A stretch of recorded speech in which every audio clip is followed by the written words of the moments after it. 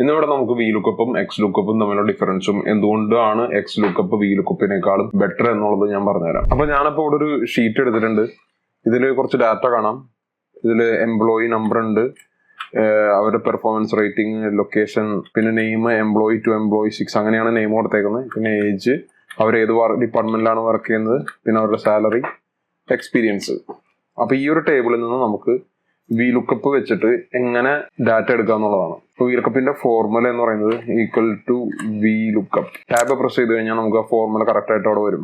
എന്ത് വാല്യൂവിനെ വെച്ചിട്ടാണ് നമുക്ക് ഇതിൽ നിന്ന് ഡാറ്റ ആവശ്യമുള്ളത് എടുക്കേണ്ടത്. അപ്പോൾ ലുക്കപ്പ് വാല്യൂ എന്ന് പറയുന്നത് എംപ്ലോയി 7 സെലക്ട് ചെയ്തതിനു ശേഷം ഏത് ടേബിൾ അറയിൽ നിന്നാണ് നമുക്ക് ഡാറ്റ വേണ്ടത്, ഈ ഒരു ടേബിള് സ്റ്റാർട്ടിങ് സെലക്ട് ചെയ്തതിനു ശേഷം ഷിഫ്റ്റ് കൺട്രോൾ ഡൗൺ പ്രസ് ചെയ്തതിനു ശേഷം നമ്മൾ ആ ടേബിൾ സെലക്ട് ചെയ്യുന്നു.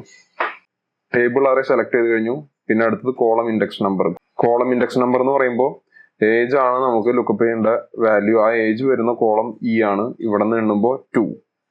അപ്പൊ സെക്കൻഡ് കോളം (2, 0, 0). അപ്പൊ 0 എന്ന് പറയുന്നത് എക്സാക്ട് മാച്ചിന് വേണ്ടിയിട്ട് യൂസ് ചെയ്യുന്നതാണ്. Close bracket, enter. നമുക്ക് വാല്യൂ അവിടെ കിട്ടി. അപ്പൊ ഇതുപോലെ തന്നെ നമുക്ക് ഡിപ്പാർട്ട്മെന്റ് ഒന്ന് ഓവറാഷ് ചെയ്ത് നോക്കാം. അപ്പൊ നമുക്ക് നെയിമിന് കറസ്പോണ്ടിങ് ആയിട്ടുള്ള ഏജും ഡിപ്പാർട്ട്മെന്റും കിട്ടിയിട്ടുണ്ട്. ഇനി അത് ഡ്രാഗ് ചെയ്ത് കൺട്രോൾ ഡി ചെയ്ത് കഴിഞ്ഞാൽ അത് ഓട്ടോമാറ്റിക്കലി ഇവിടെ ഏജ്, ഡിപ്പാർട്ട്മെന്റ് എല്ലാത്തിനും ജനറേറ്റ് ആവുന്നതാണ്. അപ്പോൾ അതിനു മുമ്പായിട്ട് നമുക്ക് ഈ എക്സ് ലുക്കപ്പും കൂടി നോക്കിയതിന് ശേഷം നമുക്കത് ചെയ്യാം. Equal to X lookup. V lookup പോലെ തന്നെ എക്സ് ലുക്കപ്പിന് ലുക്കപ്പിന്റെ വാല്യൂ എംപ്ലോയി 77 ആണ്. ഇവിടെയാണ് എക്സ് ലുക്കപ്പും വി ലുക്കപ്പും തമ്മിലുള്ള ഡിഫറൻസ് വരുന്നത്. ഇതിൽ അറേ സെലക്ട് ചെയ്യേണ്ട ആവശ്യമില്ല.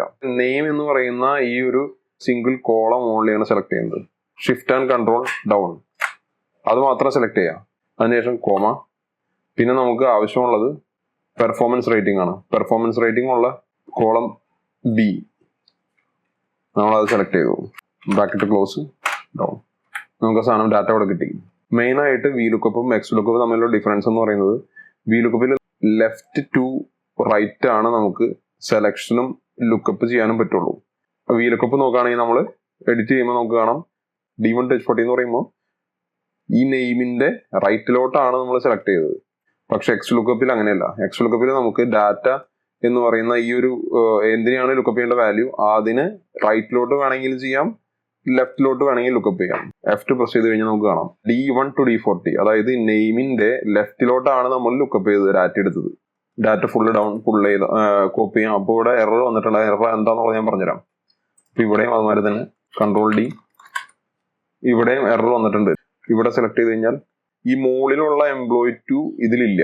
തേർഡിൽ പോകുമ്പോൾ എന്ന് പറഞ്ഞു കഴിഞ്ഞാൽ മുകളിലുള്ള 2 എണ്ണം സെലക്ഷൻ ആയിട്ടില്ല. മൂന്നാമത്തെ റോ തൊട്ട സെലക്ഷൻ ആയിട്ടുള്ളൂ.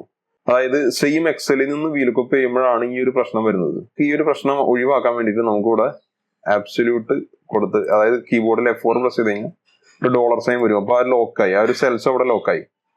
ഓക്കെ, അപ്പൊ ഇവിടെ ആ സെൽസ് ലോക്കായി. എന്നിട്ട് ഇനി കൺട്രോൾ ഡി പ്രസ് ചെയ്ത് കഴിഞ്ഞാൽ ആ ഒരു പ്രശ്നം മാറി, എററൊക്കെ പോയി, ഡാറ്റ വന്നു. അപ്പൊ നമ്മളിവിടെ നോക്കിക്കഴിഞ്ഞാൽ ഇപ്പൊ ഇവിടെ മിഡിൽ വെച്ച് നമ്മൾ F2 പ്രസ് ചെയ്ത് നമുക്ക് കാണാൻ പറ്റും സെയിം ഡാറ്റ എല്ലായിടത്തും സെലക്ടഡ് ആണ്.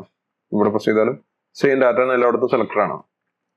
എഡിറ്റ് ചെയ്തിട്ട് F2 പ്രസ് എഡിറ്റ് ചെയ്ത് നമുക്കിവിടെ ക്ലിക്ക് ചെയ്ത് കീബോർഡിൽ F4 പ്രസ് ചെയ്തു, സെൽസ് ലോക്ക് ചെയ്തു. ഓക്കെ, ഇനി അത് അവിടെ നിന്ന് ചേഞ്ച് ആവൂല.